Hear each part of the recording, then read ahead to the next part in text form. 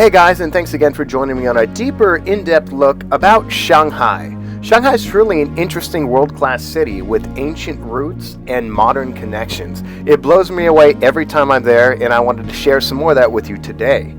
First thing, gotta be careful with some of the Chinese branded boutique hotels. Often they're both very good and with great amenities, but with some interesting surprises.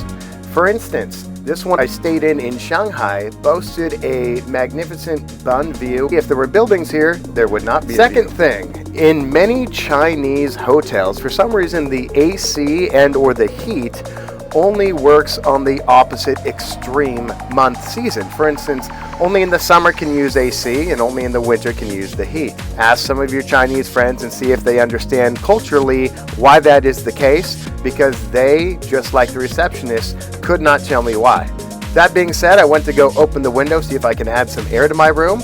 I got hit with a whiff of cigarette smells because it is an unfinished smoking hallway, not a window. So this lady just harped me with the big three questions you get in China, which is, where are you from? How old are you? And if you're wearing a t-shirt or shorts, are you cold?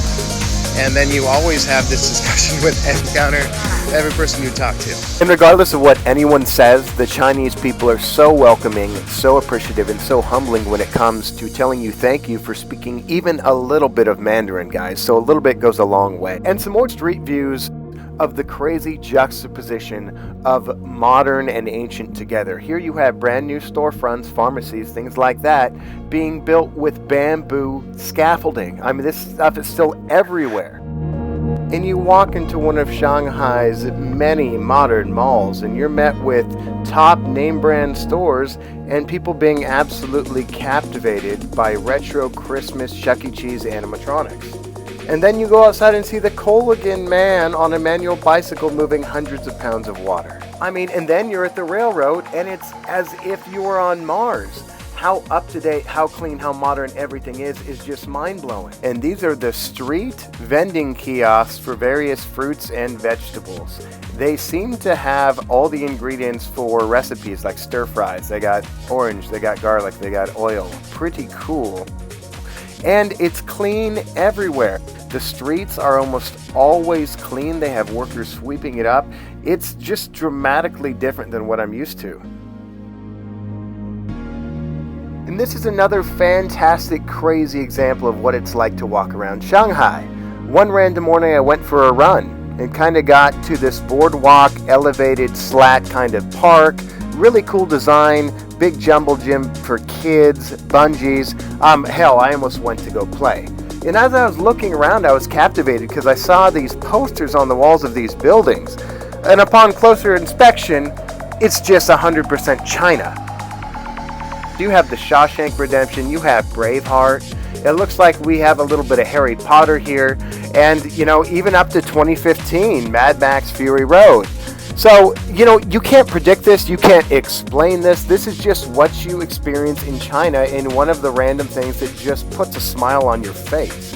Another thing that always puts a smile on my face is doing some of the underground shopping in Shanghai. So follow the beams of light here on the Pudong side of the river, and you'll find a little underground market. So these are harder to come by these days. Back in 2010 when I first went to China, the underground markets were not underground. You could go to them. But now they still exist where you can haggle and find counterfeit stuff or just really, really good clothes of Chinese bespoke, tailor-made kind of quality. This reminded me very much of Resident Evil, the old PS1 game, because of just the overall look and the lack of people. But I was actually able to find some shops that were still open and negotiate quite well to get some really, really good silk scarves and other gifts. And you really have to explore these things. They're one of a kind in Shanghai. The greatest thing about traveling is that it dissolves your ignorance of what you expect or assume life must be in every way. I was just talking to the lady that came to clean my room about what this building was next door because I could kind of see into it. And she said this is actually where the Fairfield Marriott workers live. They get their room and board in exchange for 6 days a week, 12 hours a day, and they get a room to share with 7 other people. So I'm just kicking it in the hotel room, trying to relax tonight. It's been a busy few days. And I found some Beijing opera.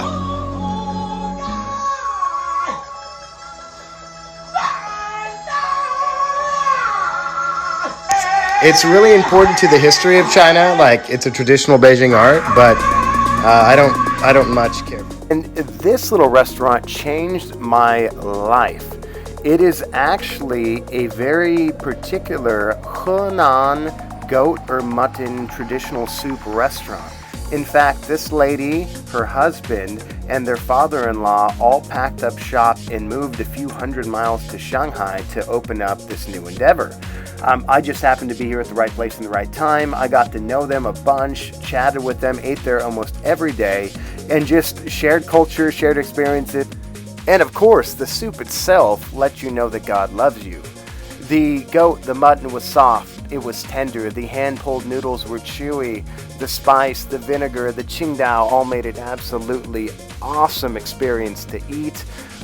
Definitely check it out if you're in the area. I believe I didn't pay more than $5 a bowl when I was there, guys. This is the kind of yums that still exist in Shanghai if you're willing to Thank you guys all so much for watching this week. Please like and subscribe to stay up to date for part 3, which is coming out next week.